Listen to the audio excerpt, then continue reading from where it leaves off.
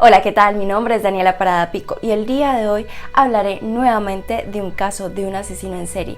Esta vez el asesino no se le conoce la identidad y es llamado el asesino del Zodiaco. Conozcamos un poco más de este caso, así que comenzamos.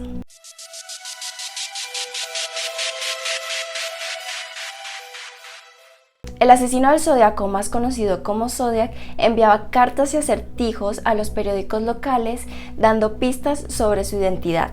La policía nunca supo a quién pertenecían las huellas dactilares, el ADN ni la caligrafía que se encontraban en las escenas de crimen.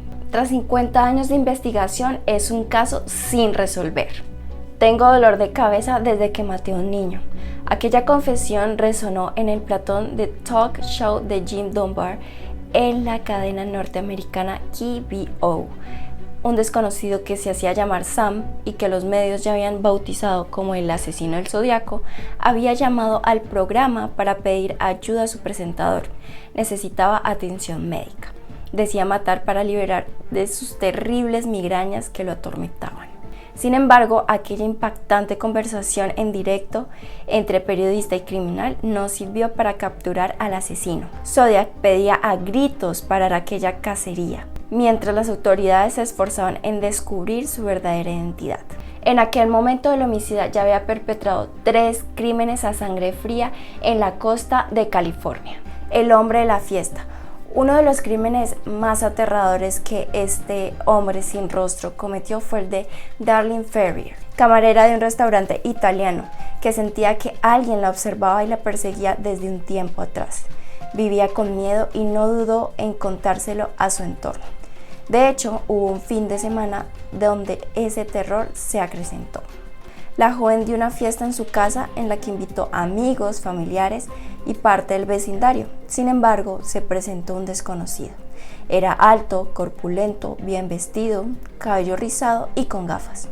No dejaba de observarla sentado en una esquina y tampoco se relacionaba con nadie. Aquella actitud tan inquisitiva comenzó a intranquilizarla, hasta el punto de tenerla completamente aterrorizada. No comía, no sonreía, ni tampoco quería que conociesen a su familia. Nadie supo jamás la identidad de este invitado misterioso. Tras este incidente ocurrió la tragedia. Era el 4 de julio de 1969, día en el que Darlene había hecho varios planes con su marido, parientes y amigos. Aquella noche era especial. Se elegiría a mis fuegos artificiales y su hermana Linda era una de las participantes. La camarera quería tenerlo todo listo para la ocasión, pero un hombre la estaba buscando. Aquel desconocido al que tanto temían, Darlene insistía en hablar con ella. Incluso una testigo aseguró haberla visto charlando con un individuo corpulento en el aparcamiento del restaurante italiano donde trabajaba. Tras varias horas y casi a medianoche, una nueva llamada alertó a la joven que, esta vez, sí pudo hablar con su interlocutor.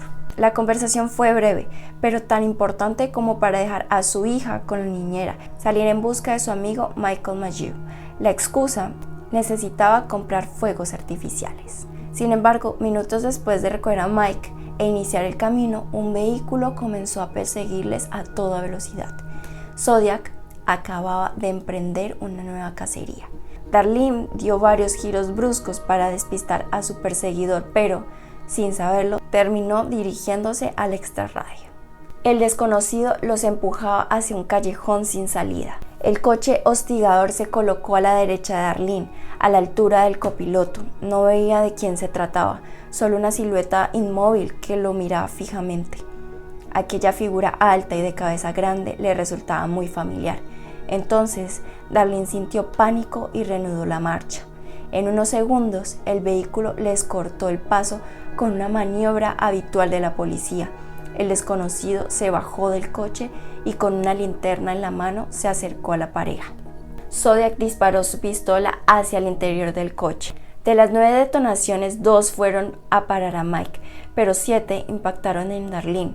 4 en los brazos y el resto en la espalda, el pulmón y el ventrículo derecho del corazón. La camarera terminó por desplomarse sobre el volante. Cuando parecía que todo había terminado, el desconocido volvió a arremeter contra Darlene, 2 tiros más para rematarla. Aquí fue entonces cuando su amigo consiguió reconocer al homicidio, el perturbador hombre de la fiesta. Tras el crimen, el asesino inició su particular ritual telefónico con la policía. Llamó al departamento de policía de Vallejo para informar del asesinato y después darles la dirección exacta donde podían encontrarles. Además, confesó ser el autor de un crimen el año anterior, el del lago Herman, donde perdieron la vida otros 2 jóvenes. Zodiac colgó antes de identificarse. Los chicos del lago Herman a los que el asesino se refería eran Betty Lou Jensen y David Faraday, de 16 y 17 años respectivamente. Los había acribillado a balazos la noche del 20 de diciembre de 1968, 7 meses antes del asesinato de Arlene.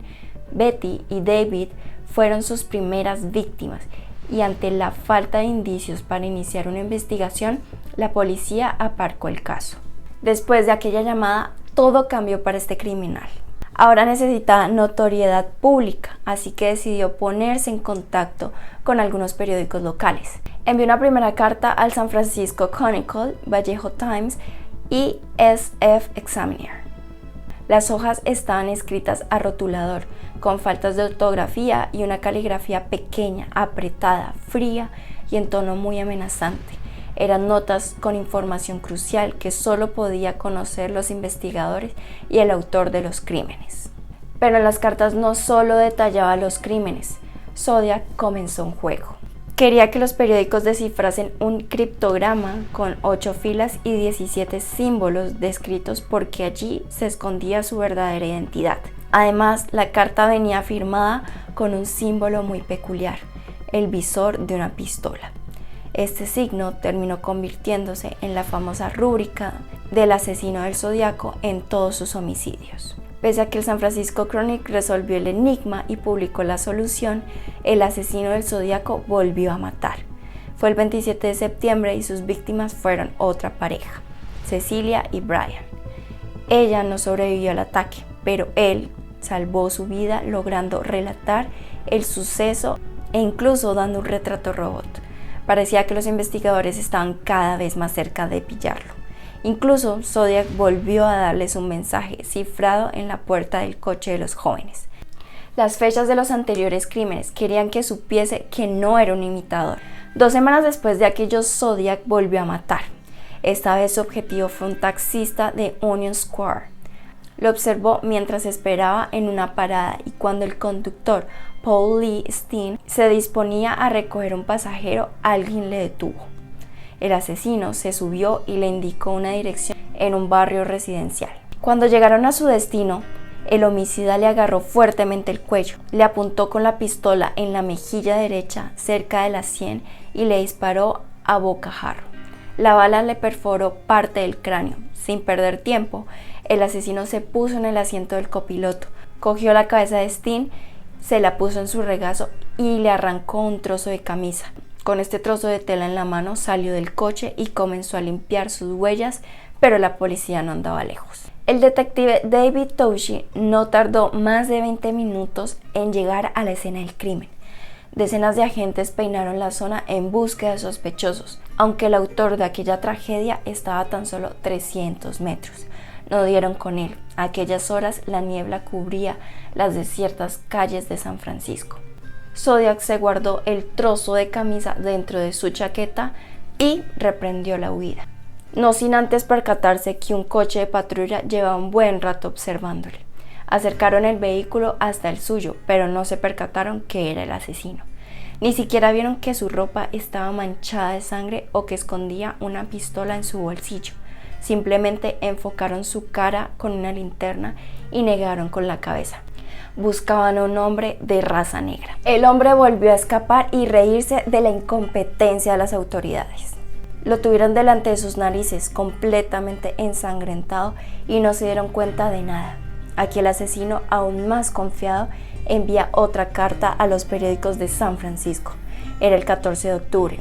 La carta comenzaba como siempre, con un Zodiac al habla, seguido de los múltiples detalles que complementaban la escena del crimen del taxista. Junto al escrito incluyó el trozo de la camisa manchada de sangre con la que borró todas las huellas. No quería que hubiese duda alguna sobre la autoría de este último crimen.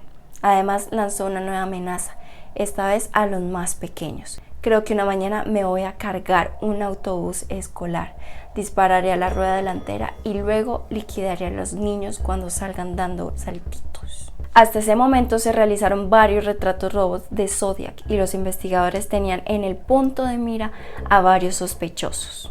Pero había uno que encajaba con el perfil del asesino. Se llamaba Arthur Lee Allen, un joven superdotado que vivía en una caravana de Santa Rosa y cuyo extraño comportamiento hizo desconfiar a sus propios familiares tras los crímenes de 1971. Era un apasionado de los rifles y las armas. Le pillaron con un cuchillo ensangrentado, tenía escondida una carta repleta de símbolos extraños y portaba un reloj marca Zodiaco y un anillo con la letra Z. Parecía que todas las piezas iban encajando. En cuanto la familia contó su mal presagio a los investigadores, acudieron rápidamente a la caravana. No le encontraron. Aún así, los detectives registraron su propiedad. El olor era nauseabundo. Corazones de animales, hígados, cadáveres de roedores mutilados y todo ello entre basura. Le detuvieron en cuanto cruzó la puerta. Ya en prisión le realizaron toda clase de pruebas periciales, una de ellas un examen caligráfico para comprobar su letra con la de las cartas del Zodiac. Pese a los indicios, se demostró que dicho hombre no era Zodiac. También lo corroboró la identificación de las huellas, tanto de los dedos como de las palmas de la mano, que tampoco coincidían con las que encontraban en las escenas de los crímenes. En todo el tiempo que Helen estuvo en la cárcel, escribió cartas a su familia y amigos rectificando su inocencia. Incluso tras su muerte en agosto de 1992, se comparó una muestra de su ADN con una encontrada en una de las cartas de Zodiac. Pero una vez más, ninguna coincidencia. ¿Aquel hombre era realmente inocente? No hay una respuesta clara porque entre las lagunas de la investigación encontramos que desde julio de 1971 hasta enero de 1974, las cartas de Zodiac se interrumpieron de forma misteriosa. Fechas que coinciden curiosamente con el registro e interrogatorio de la caravana de Allen. Y con cada crimen, el asesino siempre lo reivindicó. ¿Estaríamos, por tanto, ante un crimen perfecto? Por el momento, con los datos sobre la mesa, podríamos decir que sí. Por el momento lo es. Porque pese a las pruebas y los indicios recabados, jamás se ha demostrado quién o quiénes son los verdaderos culpables. Aunque el detective privado Tom Boyd tiene claro que el ADN es lo único que podría resolver un caso que trae de cabeza a los investigadores desde hace 50 años. Para Boyd, Zodiac podría estar tomando café a tu lado, podría estar sentado en la parada del autobús. De estar vivo, actualmente rondaría entre los 80 y 90 años de edad.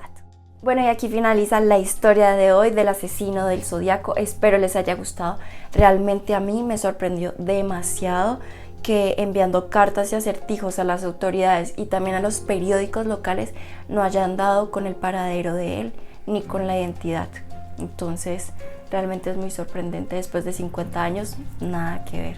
Pues se reabrió el caso en el 2004, a ver si quizá logren encontrar el paradero de este sujeto o la identidad.